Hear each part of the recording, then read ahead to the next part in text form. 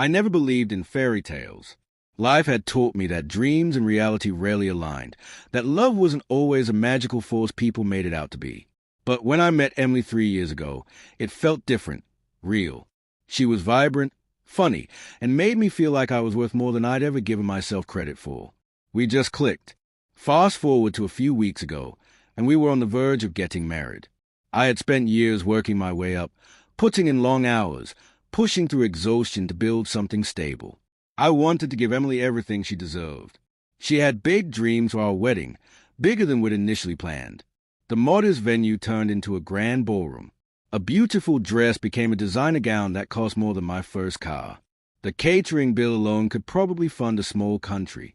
Every time I hesitated, she would flash that dazzling smile and say, "We only get married once, Nathan. It has to be perfect." And because I loved her, because I wanted to make her happy, I always found a way to make it work. I truly believe we were building a future together. Then came the night that changed everything.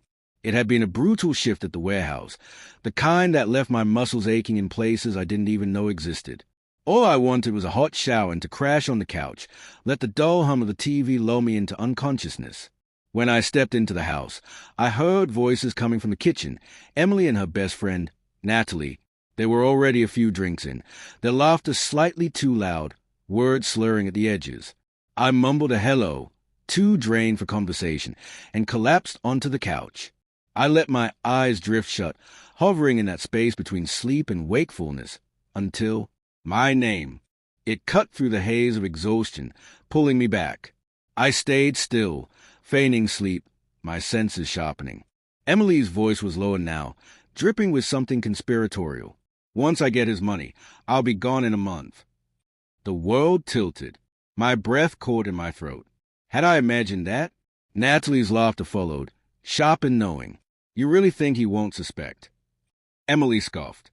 I could practically hear the smirk in her voice. "He's too obsessed with me to question anything. You know Nathan. He'll sign over everything once we're married. He's so desperate to make me happy. I'll clean him out, leave him with a lease on this dump, and move on to someone actually successful." I felt the words like a physical blow, knocking the air from my lungs. My heart pounded so hard I thought they might hear it from the kitchen. Every whispered, "I love you," every stolen moment, every dream we had built, it had all been a carefully crafted lie.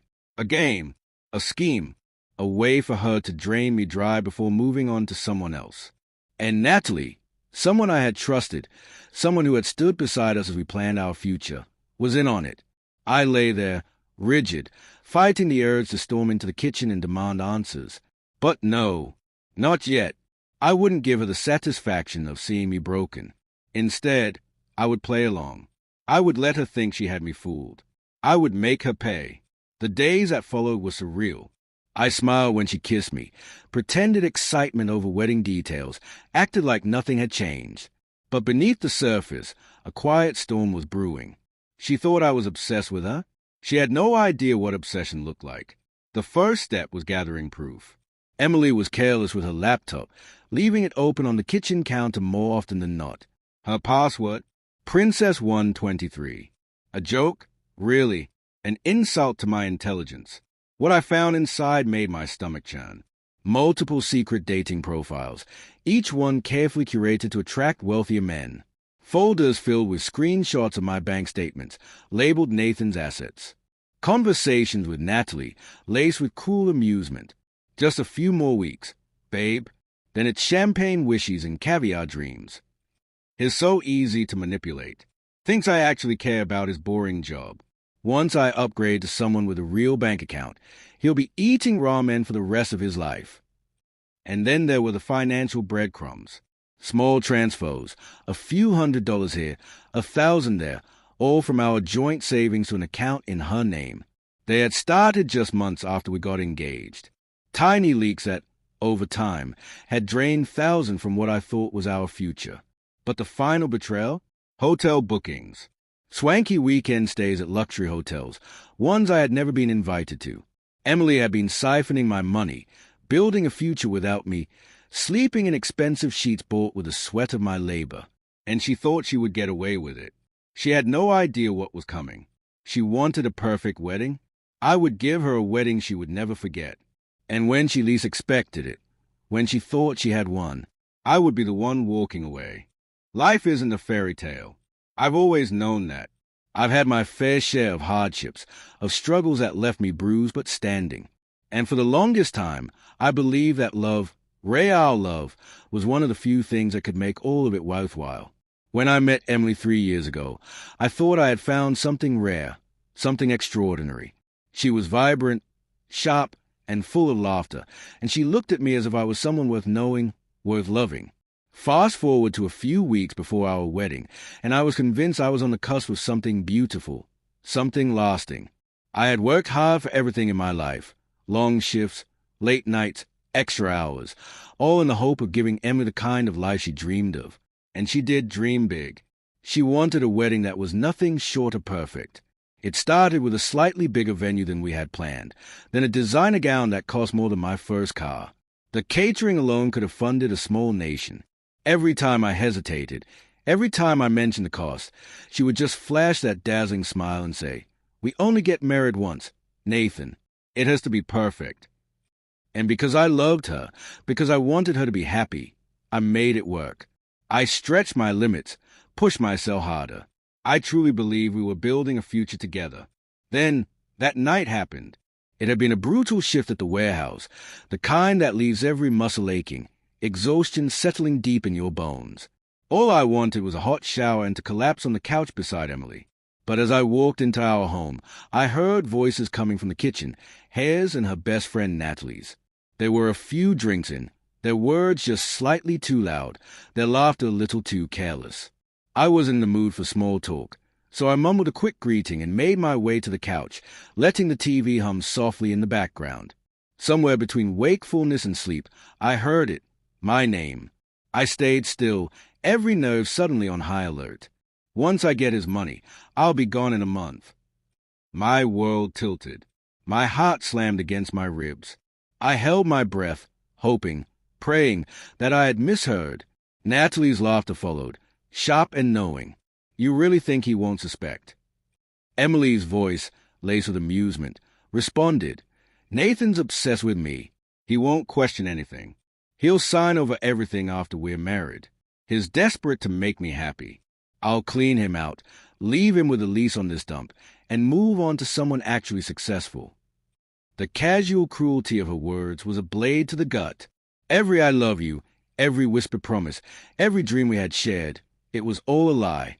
A meticulously crafted act designed to bleed me dry. The woman I had planned to marry, the one I had poured my heart into, saw me as nothing more than a means to an end. The shock was suffocating. I had been so blind. Looking back, the signs were there. The growing fixation on luxury, the dismissiveness toward my hard work, the subtle way she made me feel like I had to keep proving myself to her.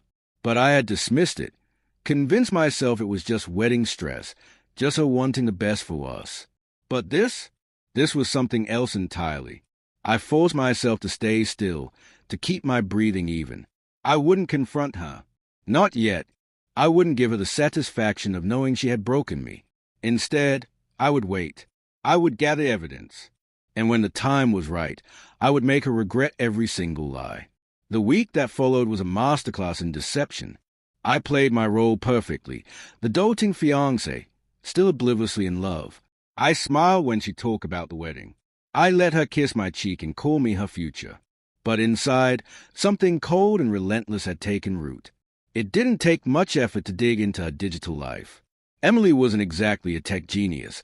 Her laptop was secured with a password that was laughably easy to guess. What I found inside only confirmed what I already knew. Secret dating profiles on multiple platforms. A folder labeled Nathan's Assets, neatly organized with screenshots of my bank statements. Dozens of messages to Natalie, dripping with arrogance and entitlement. Just a few more weeks. Babe. Then it's champagne wishes and caviar dreams. He's so easy to manipulate. Thinks I actually care about his boring job. Once I upgrade to someone with a real bank account, he'll be eating ramen for the rest of his life. My stomach twisted with every word. This wasn't just about money. This was about power, about control. She thought she was untouchable, that I was nothing more than a pawn in her game. And then I found the final piece of the puzzle: hotel bookings. Weekend stays that perfectly lined up with the weekend she had told me she was visiting her mother. The same weekends Jake, my so-called best friend, had conveniently been out of town for work. It was all there, in black and white. Proof of everything. I backed it all up: screenshots, emails, financial records. I even started recording our conversations, catching the little moments where she slipped up, where her mask faltered. Then I met with Miss Evans, my lawyer. She had been nothing more than a precaution at first, a formality when drafting our prenuptial agreement. But now, she was my strongest weapon. She was thorough, ruthless. By the time I walked out of her office, my accounts were secured, my asset protected, and Emily's impending windfall reduced to ashes. The final move was the easiest. I left a few investment statements lying around, fake ones, suggesting I had far more wealth than she thought. The transformation was immediate. Emily, who had grown distant, suddenly became the picture of devotion. She cooked my favorite meals. She laughed at my jokes. She even hinted at quitting her job to focus on our life together. She thought she had won. She had no idea the storm I was about to unleash. The night before the wedding, while Emily was at a spa retreat with Natalie, I packed my belongings into a van. My life with her, once so carefully built, was now condensed into boxes. By morning, I was gone. At exactly 10 a.m., an hour before the ceremony, my final message was sent. Emily, I know everything. I heard you planning to leave me after stealing my money. I found the hidden accounts, the dating profiles, the hotel stays. The wedding is off. My bank accounts are locked. The lease is in your name alone. The ring? Fake, just like your love. Enjoy explaining this to 200 guests. Goodbye. I turned off my phone and poured myself a drink. By noon, chaos had erupted. Calls flooded in. Emily, her mother, the wedding planner. Friends, confused and frantic, desperate to know what had happened. I didn't answer. Instead, I sat back and imagined it. The grand venue, filled with confused guests. The expensive decor, the lavish catering, the flower arrangements, all now props in a spectacular downfall. And Emily, standing in the wreckage of a perfect day, exposed in front of everyone she had tried to impress. By 2 p.m., the time we were supposed to say I do, I was sitting on my new balcony, whiskey in hand, watching the sun stretch across the city. Emily had wanted an upgrade. She got one, just not the way she had planned.